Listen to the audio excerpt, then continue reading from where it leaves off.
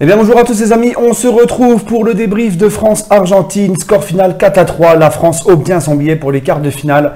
Alors la composition d'équipe avant de commencer ce match fou les amis, la composition d'équipe, Lloris dans les cages, Pavard, Hernandez sur les côtés, Umtiti, Varane en défense centrale, Kanté, Pogba au milieu de terrain et en attaque, donc Griezmann en position de 10, Mbappé à droite, Matuidi ailier gauche et Giroud en 9. Alors, je vous avoue, les amis, que lorsque j'ai vu la composition de Deschamps, avec Matuidi ailier gauche et Giroud en pointe, j'étais très sceptique. Déjà que j'ai jamais été trop optimiste dans cette Coupe du Monde. Je me suis dit, voilà, Deschamps a encore mis une composition défensive, Matuidi pour bloquer, etc. Matuidi, on sait qu'il n'a aucune technique ou vitesse pour jouer ailier. C'était plus pour contrer et mieux défendre. Donc, je me suis dit, voilà, comme d'habitude, Deschamps, nous a fait du Deschamps. C'est une équipe défensive, etc. Mais l'équipe de France, je dois avouer les amis, sincèrement que ce soir, les Bleus m'ont bluffé. Notamment parce qu'il y a un joueur qui était très en forme côté des Bleus ce soir. C'est Kylian Mbappé les amis. Alors j'en ai entendu des vertes et des pas mûres tout le long de la saison, même juste avant là. Des rageux anti-PSG qui nous font croire que Mbappé ne vaut plus rien depuis qu'il est à Paris, qu'il a le melon, qu'il ne sert à rien, que ça ne sert à rien de le mettre en équipe de France, il ne sert à rien. Maintenant, il a fait fermer beaucoup de bouches à beaucoup de rageux. Voilà, Mbappé, c'est lui qui provoque la faute sur le penalty, c'est lui qui marque 2 buts. Il nous fait un match de folie, les gars. Il nous fait un match exceptionnel. Et on voit que dès qu'un joueur comme ça, il est en feu, parce que franchement, Griezmann, c'est soi-disant notre leader technique. Mis à part son penalty ou son coup franc sur la barre, j'ai pas vu un Griezmann de top niveau encore cet après-midi. C'est surtout la lumière a été surtout du côté de Mbappé et aussi d'un très gros Kanté au milieu de terrain et les deux latéraux, Pavard, Hernandez, énorme les amis. Même Matuidi avec sa grinta. Bon, j'ai pas envie de tailler n'importe quel joueur ce soir d'équipe de France. Pour moi, ils ont fait un match vraiment très bon. Ils ont montré la grinta. Ils se sont montrés assez réalistes devant les cages. Ils ont la plupart de leurs occasions. Il faut dire que la France a marqué 4 buts, surtout le but de Pavard, il est magnifique. Mais la France a marqué 4 buts, mais on se rend compte que l'équipe de France, si on regarde bien, n'a pas eu énormément d'occasions.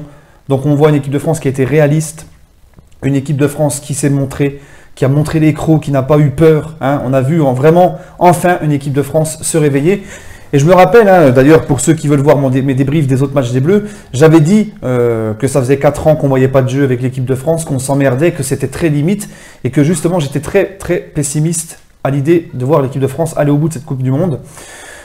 Et il y a une chose et j'ai eu ce débat avec le frérot Abou, des débriefs d'Abou, il m'a dit « T'inquiète pas, moi je suis optimiste, on va monter en puissance ». C'est vrai que moi, j'avais jamais été d'accord sur ça, mais franchement, en voyant le match de ce soir, je me dis qu'en fait, oui, tout est possible. Quand tu vois les gros favoris, donc l'Allemagne sortie, quand tu vois, mis à part la Croatie, la Belgique, et encore la Belgique, j'ai envie de les voir face à vraiment des grosses équipes. Même l'Angleterre, ils n'ont pas été exceptionnels, ils ont même perdu ils ont gagné contre des équipes plus petites, et ils ont perdu contre une Belgique, l'équipe B, on va dire, de la Belgique. Quand tu regardes à peu près tout, tu fais le tour un peu des autres, l'Argentine, certes, a été pas très bonne, mais l'Argentine a quand même été sur un esprit de confiance, en ayant gagné leur dernier match, en ayant fait un bon match dans leur dernier match. On regarde l'Espagne, on regarde le Portugal. L'Espagne, match nul contre le Maroc, victoire à l'arraché contre l'Iran. Le Portugal, l'inverse. Victoire à l'arraché contre le Maroc, victoire très difficile contre l'Iran. Le Brésil, même si c'est vrai qu'ils ont gagné 2-0 contre le Costa Rica et qu'ils ont gagné le dernier match, je ne sais plus combien, 3-0, 3-1, je ne me rappelle même plus. On voit que ce n'est pas non plus exceptionnel du côté du Brésil. Donc on se dit franchement que pourquoi pas, les Bleus ils ont vraiment leur chance. S'ils jouent comme ça les amis, avec cette niaque, avec cette envie, franchement pour moi ils peuvent aller au bout. Parce que je vous avoue que quand l'Argentine a marqué ce deuxième but en début de deuxième période, je me suis dit la France, pour moi, elle a touché le fond, elle est foutue. Parce que pour moi, la France m'avait jamais montré un gros mental. On les voyait souvent baisser de rythme, etc. dans beaucoup de rencontres. J'avais pas l'impression que cette équipe de France avait un mental. Et elle m'a fait complètement mentir, les amis. Là, ce soir, enfin cet après-midi, elle nous a montré qu'elle avait un mental en acier trempé. Franchement, chapeau à l'équipe de France ce soir. Alors oui, j'ai pas aimé le match de Giroud, parce que même s'il fait une passe décisive, parce que Giroud a raté beaucoup de contrôles, a raté beaucoup de balles, il est lent. Il a foiré beaucoup d'actions de l'équipe de France. J'ai pas, heureusement pour nous que la défense argentine n'est pas top, parce que je pense qu'un Giroud face à la défense du Brésil, de la Croatie ou de l'Espagne, ça serait un petit peu juste, ou même du Portugal. Mais bon, j'ai pas envie d'accabler personne. Même Umtiti pour moi ce soir a été bon, pourtant je lui tire souvent dessus. Un très bon match, franchement. Même Pogba, même s'il n'a pas été exceptionnel, il a quand même fait son match, il s'est battu. Il a amené certaines percussions sur certaines contre-attaques. Kanté exceptionnel, même si on peut lui reprocher de ne pas avoir été sur Di Maria lors du but de Di Maria. Sinon, franchement, une équipe de France superbe, Mbappé au top. Et franchement, pour moi, les amis, maintenant, je peux vous le dire. Ah oui, vous allez me dire, tu es une girouette, tu changes ton fusil d'épaule. Non, parce que le foot, ça va vite, ça change. Ça va très vite au football, hein, les amis.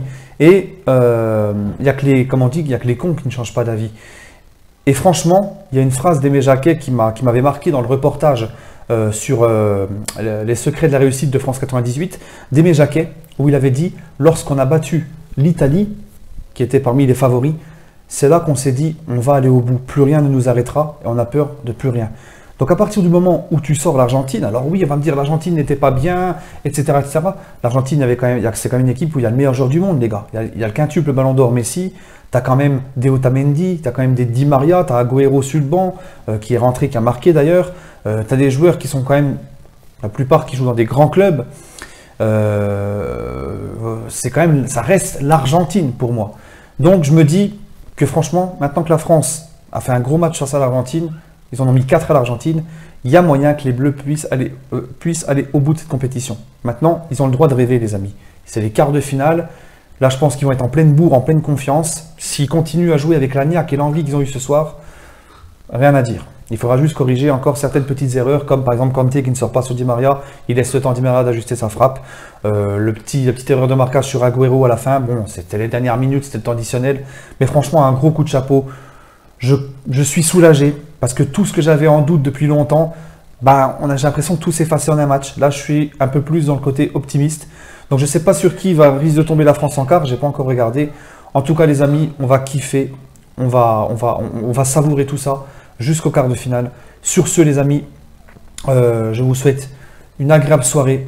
Chapeau nos petits bleus. Très, très fiers ce soir. Allez Paris, allez les bleus.